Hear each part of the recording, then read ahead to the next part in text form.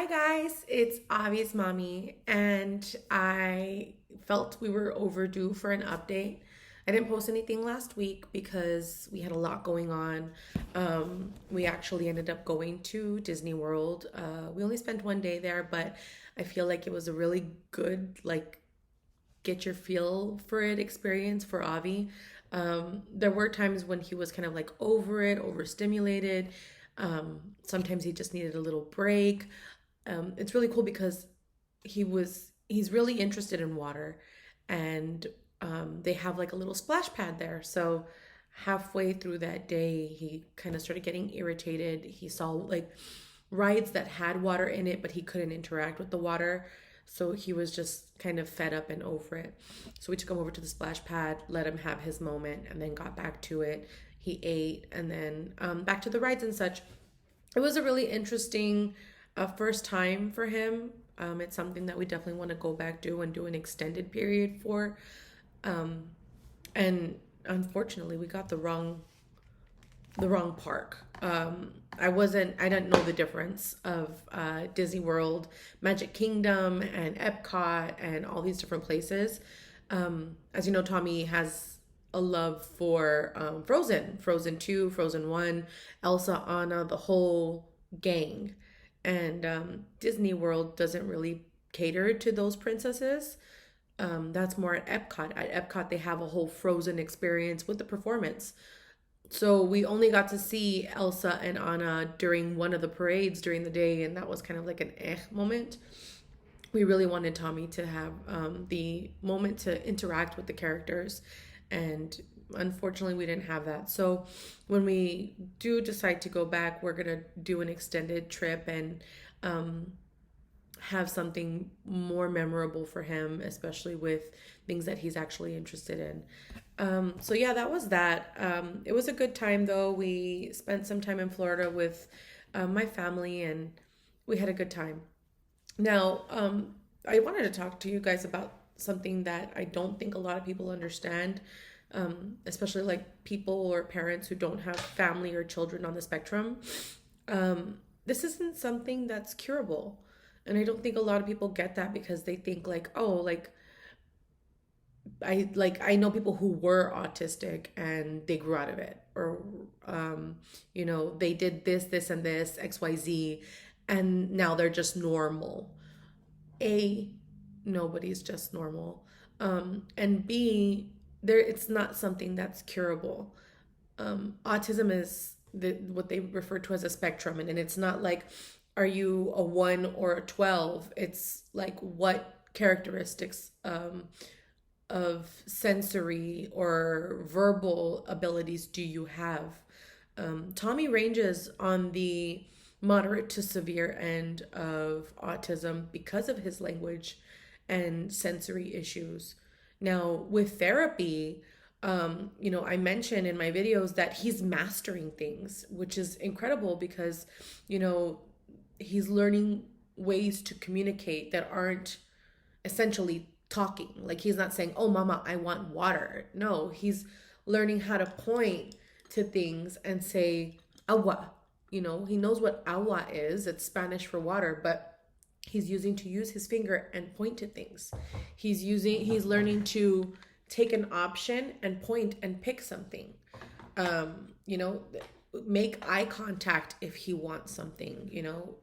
These are forms of communications that people who are not neurodivergent are not like familiar with. He can grab someone's hand and take them to a room, and if it's me or dad, dad's going to know what he wants, or mama's going to know what he wants, because that room is significant to him for only one reason, or he'll bring you something and expect you to know what to do with it.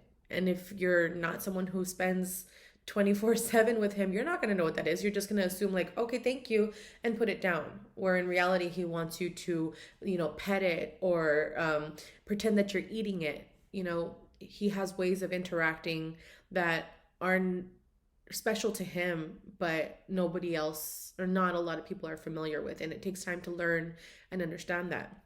Now, what I was getting at, for autism, there are ways to develop language.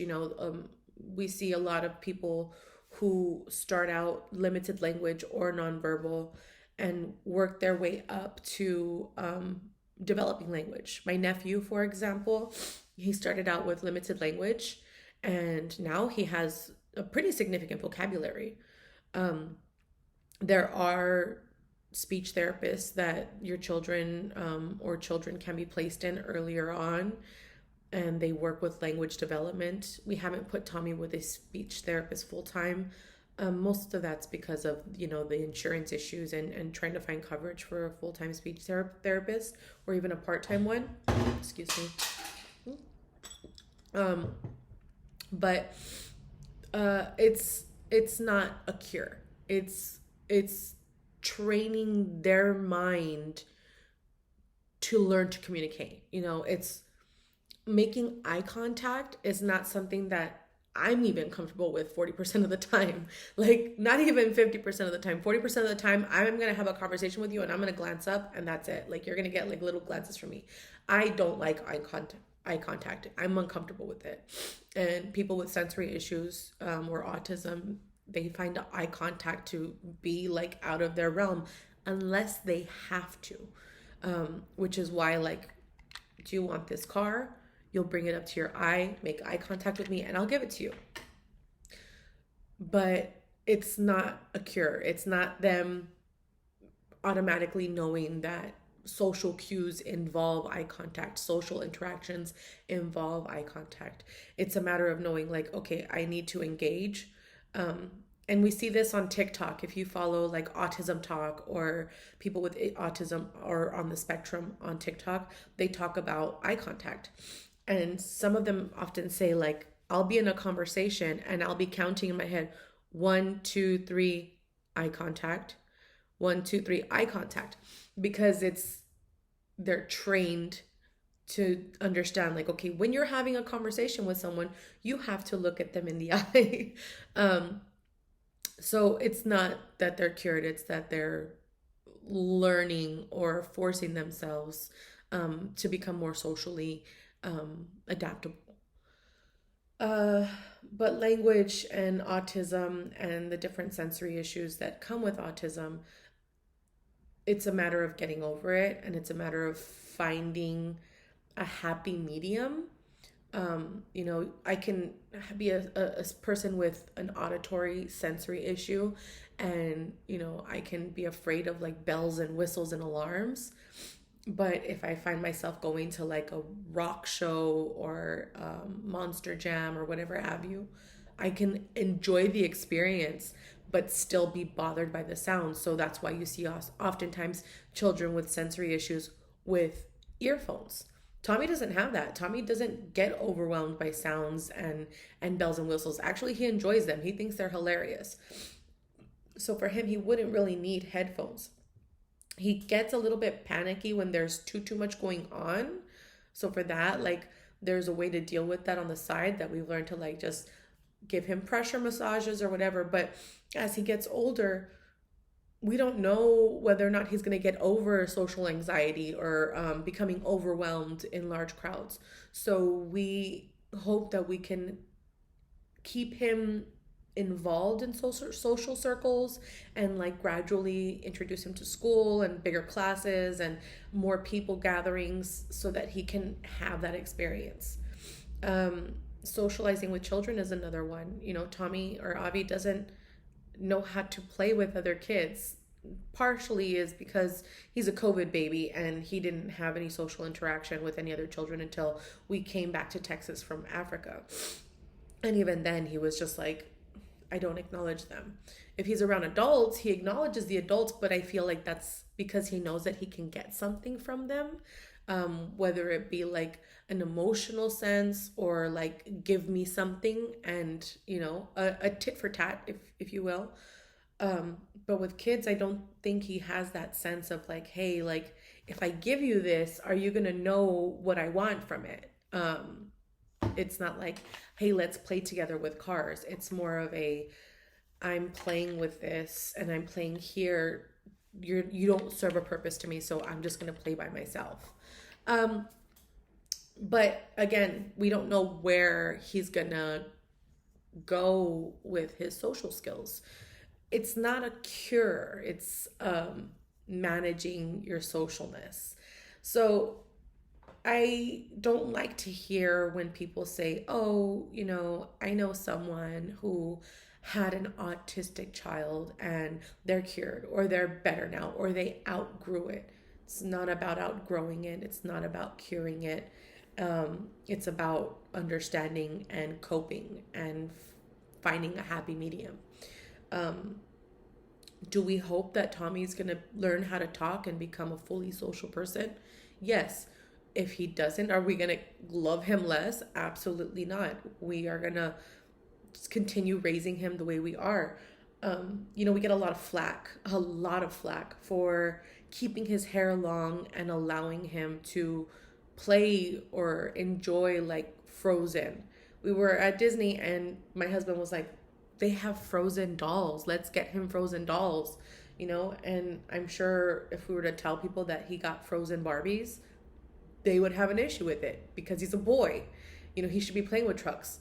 He does. He has a ton. I have a hundred Hot Wheels carrying case filled to the brim, and I still have extras. Like, he plays with cars, he plays with trucks, he plays with boy toys, but he loves Anna and Elsa. So you know what?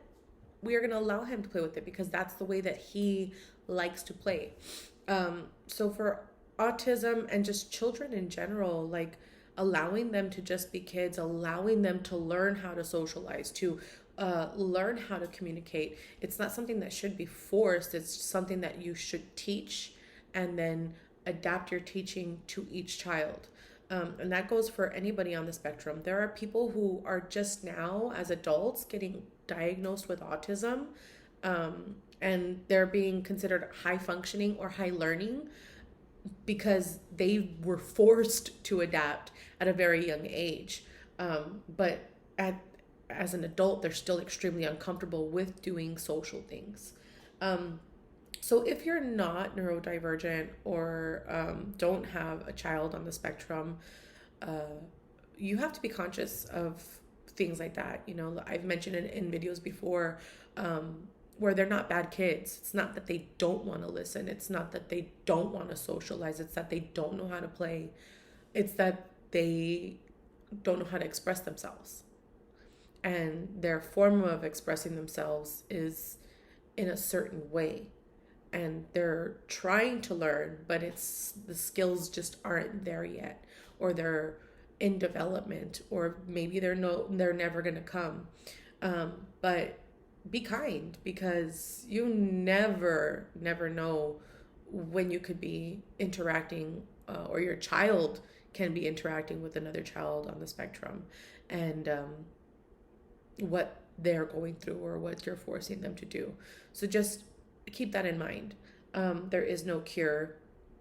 There's adaptability and coping, but there's no cure. And that's just something I wanted to get out there because as I'm studying and I'm trying to learn more about autism, and I'm always trying to learn and teach myself so that I can teach others. So that's just one of the big things that I thought about this weekend while we were out of town. FYI, for you parents with children who are on the spectrum, if you are thinking about taking your kids to Disney, keep in mind their sensory needs. It can be overwhelming. These places are fully saturated with public. But Disney does have people with disabilities passes that can help, so you don't have to wait in long lines, because it can cause irritability in the children. Disney is very accepting and helpful for people with disabilities. The lines are long though, and it's hot. So, pick and choose your times that you're going to go and hydrate. But we had a good time. Tommy had not the best time. I feel like when we got back and he went to therapy on Monday afternoon, he was more excited to do therapy and go play with his therapist than he was at Disney. That's just the reality of it. But I think he enjoyed himself to a certain extent. He got to ride a lot of exciting rides. He's a roller coaster baby, so he wanted to do everything that mama can't do because it gives her vertigo and makes her want to vomit. But that's something else. Anyways, I just wanted to give you guys a little update and fill you in and talk to you about what we talk about, autism.